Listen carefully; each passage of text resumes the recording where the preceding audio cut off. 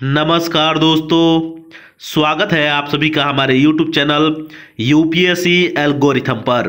Friends, जैसा कि आप सभी को पता होगा कि हम लोग ऑप्शनल ज्योग्राफी को यूपीएससी के लिए पढ़ रहे हैं और ऑप्शनल ज्योग्राफी में हम लोग सबसे पहले भौतिक भूगोल को देख रहे थे। भौतिक भूगोल को खत्म करने के बाद हम लोग मानव भूगोल को देखेंगे और मानव भूगोल को खत्म करने के बाद हम लोग भारत के भूगोल को देखेंगे और इस तरीके से हमारा पूरा ऑप्शनल ज्योग्राफी का जो सिलेबस है यूपीएससी के लिए वह समाप्त हो जाएगा। एक बात और मैं आप सभी की जानकारी के लिए मैं बता दूं फ्रेंड्स कि यह ऑप्शनल ज्योग्राफी का 9 नंबर का वीडियो है। 9 नंबर, इससे पहले मैंने 8 वीडियो अपलोड कर दिया है। अगर आप लोग नहीं देखे हैं तो जाकर के इत्मीनान से आप लोग प्लेलिस्ट को चेक कीजिए और आप लोग देखिए, काफी मजा आएगा। काफी मैंने आसान भाषा में और आसान तरीकों से समझाने का प्रयास किया है, एकदम डायग्राम बना बना करके समझाने का प्रयास किया है, तो बिल्कुल जाइए। तो चलिए, आज का जो मुख्य टॉपिक है जिस पर कि हम लोग चर्चा करने वाले हैं उसका नाम है फ्रेंड्स भूप्रपट्टी का उद्गम एवं विकास। भूप्रपट्टी क्या होता है सबसे पहले समझ लीजिए, उसके बाद आप लोग आसानी तरीके से समझ जाइएगा कि उसकी उत्पत्ति यानी उद्गम कैसे हुआ था और एवं उसका विकास यानी डेवलपमेंट कैसे हुआ है। आज जिस अवस्था में दिखाई देता है, क्या शुरू से ही ऐसा रहा है या इसमें विकास हुआ है, इसको हम लोग समझेंगे। सबसे पहले भूप्रपट्टी को इस फिगर के माध्यम से समझ लीजिए। फ्रेंड्स, पृथ्वी की सबसे बाहरी परत जो होती है और जो ठोस अवस्था में होती है उसी को भूप्रपट्टी या क्रस्ट के नाम से जानते हैं। उसी को भूपटल के नाम से भी जाना जाता है। इसको स्थल मंडल के नाम से भी बोल सकते हैं। यह है पृथ्वी का सबसे आंतरिक भाग, इसको आंतरिक कोर या क्रोड बोलेंगे। यह बाह्य कोर या क्रोड है, यह मेंटल है और यह है स्थल मंडल, भूप्रपट्टी या क्रस्ट या आप भूपटल बोल सकते हैं। तो ये चीजें आप लोग ध्यान में रखिएगा। बगल में भी मैंने फिगर बनाया हुआ है, इस फिगर से भी आप लोग समझ सकते हैं। भूप्रपट्टी सबसे ऊपरी परत, उसके नीचे मेंटल है, उसके नीचे कोर या क्रोड है। तो ये चीजें आप लोग को समझ में आई होगी। आइए अब नीचे की चीजों को, इस फिगर को समझ लीजिए, बाकी बहुत सारी चीज आप लोग को समझ में आ जाएगा। इस वीडियो को अगर अंत तक देख लेते हैं तो आपको बहुत सारी चीजें क्लियर होते चलेंगे फ्रेंड्स। तो चलिए इस फिगर को समझते हैं। यह जो डायग्राम मैंने बनाया है इसको समझ लीजिए। यह डायग्राम है फ्रेंड्स पृथ्वी की आंतरिक संरचना की। पृथ्वी की आंतरिक संरचना यानी कैसी बनी हुई है। तो पृथ्वी जो है फ्रेंड्स, यह 3 लेयर के मिलने से बनी हुई है। सबसे बाहरी परत जो होता है पृथ्वी का, उसको हम लोग बोलते हैं भूप्रपट्टी या भूपटल। उसके अंदर होता है मेंटल और उसके अंदर होता है क्रोड। तो ये चीजें ध्यान में रखिएगा। अब एक बात और समझ लीजिए, भूप्रपट्टी जो होता है यह ठोस अवस्था में होता है। मेंटल जो होता है फ्रेंड्स, यह थोड़ा सा चिपचिपा अवस्था में होता है यानी लिक्विड फॉर्म में होता है, द्रव अवस्था में होता है। और क्रोड जो होता है फ्रेंड्स, यह आंतरिक क्रोड ठोस अवस्था में होता है। ध्यान में रखिएगा, आंतरिक क्रोड ठोस अवस्था में होता है। ये चीजें आप लोग ध्यान रखिएगा।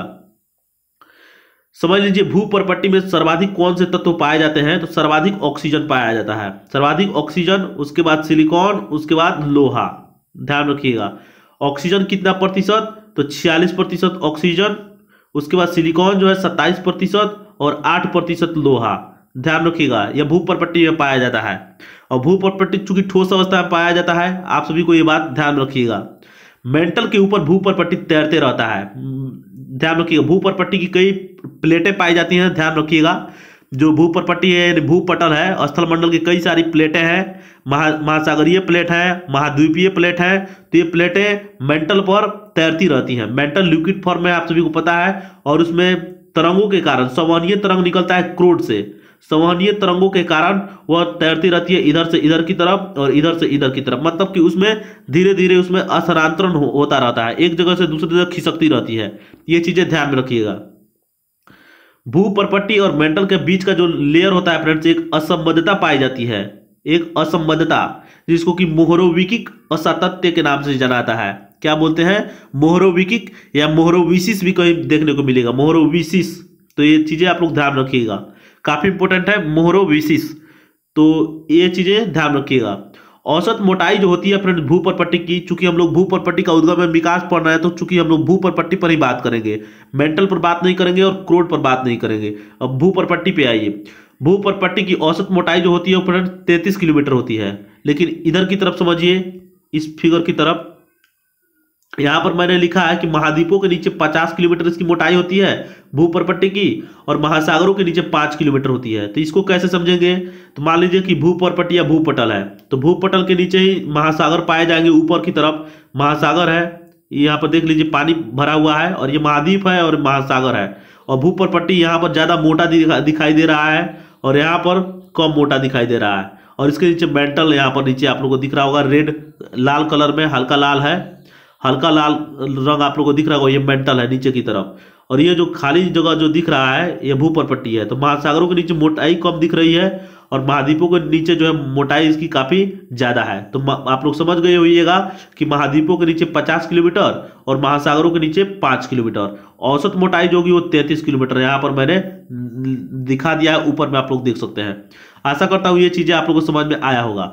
अब आइए बात करते हैं भूपर्पट्टी का उद्गम कैसे हुआ था, उसके बाद हम लोग विकास पर बात कर लेंगे। आइए काफी इंपोर्टेंट बात करते हैं भूपटल का उद्गम एवं विकास पर, काफी इंपोर्टेंट है तो इसको आप लोग समझते चलिए। फ्रेंड्स आप सभी के जानकारी के लिए मैं बता दूं कि भूपटल का उद्गम एवं विकास जो टॉपिक है ये काफी इंपोर्टेंट है यूपीएससी के लिए, ध्यान रखिएगा। फ्रेंड्स पृथ्वी की सबसे पहले उत्पत्ति समझ लीजिए, उसके बाद भूपटल को आप लोग समझ जाइएगा काफी इजी वे में। फ्रेंड्स आप सभी की जानकारी के लिए मैं बता दूं कि पृथ्वी की उत्पत्ति जो हुई है फ्रेंड्स वो सूर्य से हुई है। सूर्य का एक टुकड़ा जो है वह सूर्य का एक टुकड़ा ठंडा होते हुए तो एक टुकड़ा टूटा था और बाद में वो ठंडा होते होते होते पृथ्वी का निर्माण हुआ और पृथ्वी जैसे जैसे ठंडा होते गया उसका क्रस्ट यानी भूपटल का निर्माण हुआ। तो ये चीजें आप लोग ध्यान में रखिएगा। अब इसको मैं समझा रहा हूं, आप लोग समझते चलिए, काफी इंपॉर्टेंट है।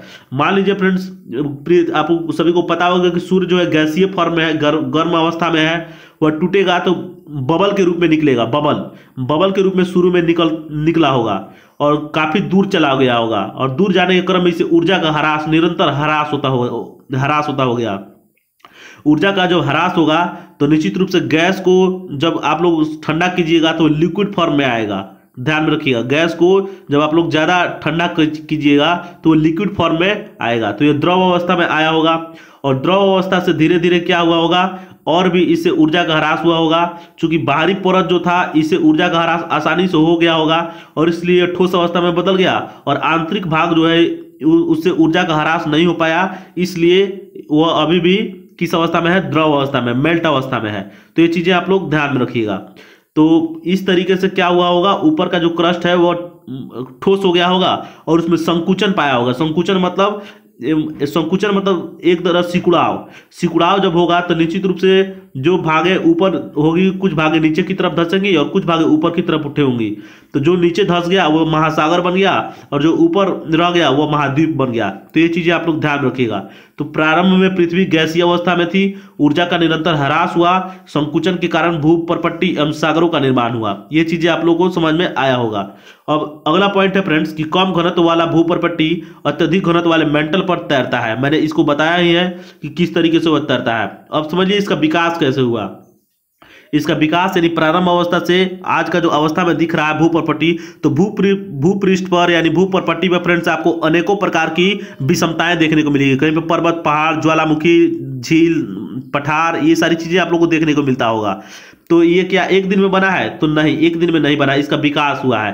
तो किस तरीके से? तो अंतर्जात बल के कारण। इसके बारे में मैंने अंतर्जात बल का वीडियो बनाया है, अगर आप लोग नहीं देखे हैं तो उस वीडियो को जाकर के देखिए। अगर आप उस वीडियो को देख लेते हैं तो आपको सारी चीजें क्लियर हो जाएंगी। फ्रेंड्स वीडियो में इतना ही था। वीडियो अच्छा लगा हो तो वीडियो को लाइक कीजिए। मिलेंगे फिर नेक्स्ट वीडियो में, तब तक के लिए बने रहिए हमारे चैनल के साथ। नमस्कार, धन्यवाद।